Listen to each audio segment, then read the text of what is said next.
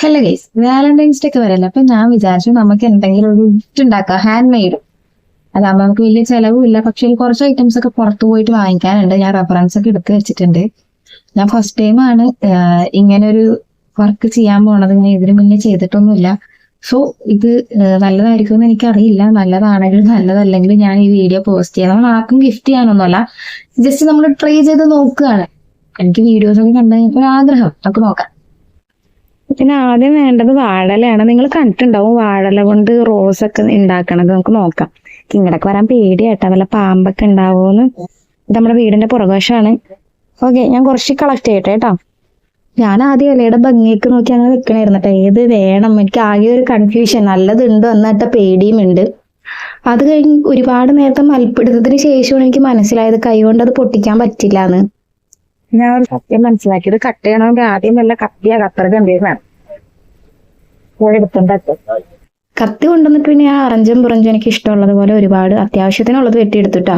എന്നിട്ട് ഞാനിത് ചെറിയ ചെറിയ പീസായിട്ട് കട്ട് ചെയ്ത് വെച്ചു. കാരണം നമുക്കിതിൽ നല്ലതും ചീത്തതൊക്കെ തിരഞ്ഞെടുക്കണമല്ലോ, അതിനു വേണ്ടി കട്ട് ചെയ്തു. ഇത്രയും വാഴലാട്ടോ ഞാൻ എടുത്തിട്ടുള്ളൂ. കാരണം ഇതിൽ കുറേയൊക്കെ അഴുക്കും പൊടിയൊക്കെ ഉണ്ടായിരുന്നു. അതിൽ നിന്ന് നല്ലത് നോക്കിയാട്ടോ ഈ എടുത്തേക്കണത്. ഇനി ഈ വെള്ളത്തിൽ വാഴല മുക്കിയിടാം. ഇതെന്തിനാ വാഴല വെള്ളത്തിൽ ഇടണേന്ന് വെച്ചാൽ നമ്മൾ പൂ ഉണ്ടാക്കാൻ വേണ്ടി എടുക്കുമ്പോഴേക്കും ഇല പൊട്ടി പോവാതിരിക്കാനാട്ടാ. എനിക്കിത് കണ്ടിട്ട് വാഴല ഞാൻ എടുത്തേക്കണത് കുറവാണോ കൂടുതലാണോ ഒന്നും മനസ്സിലാവുന്നില്ല കേട്ടാ. ഇനി നമുക്ക് വേണ്ടത് ഈർക്കിലിയും നൂലും ആട്ടോ.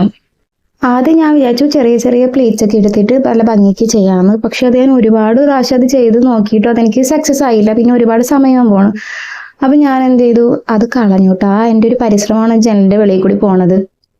ഇത് എനിക്ക് നടപടിയാവുന്നില്ല. സോ ഞാൻ ഇത് ഉപേക്ഷിച്ചിട്ട് വേറെ രീതിക്കൊന്ന് ട്രൈ ചെയ്ത് നോക്കാട്ടാ. ഒരെണ്ണം സക്സസ് ആയിട്ടുണ്ട്. ഇങ്ങനെ ചെയ്യുമ്പോൾ ഈ വാഴയുടെ ഈ ഒരു അറ്റം ഭാഗം മാത്രമാണ് നമുക്ക് ആവശ്യമുള്ളൂ. അതിന്റെ താഴെ ഭാഗം നമുക്ക് കട്ട് ചെയ്ത് കളയാം. എന്നിട്ട് ജസ്റ്റ് നമ്മൾ ആ ഒരു ഈർക്കിലെടുത്തിട്ട് അതിലേക്ക് ഈ വാഴല ചുറ്റി കൊടുക്കാം.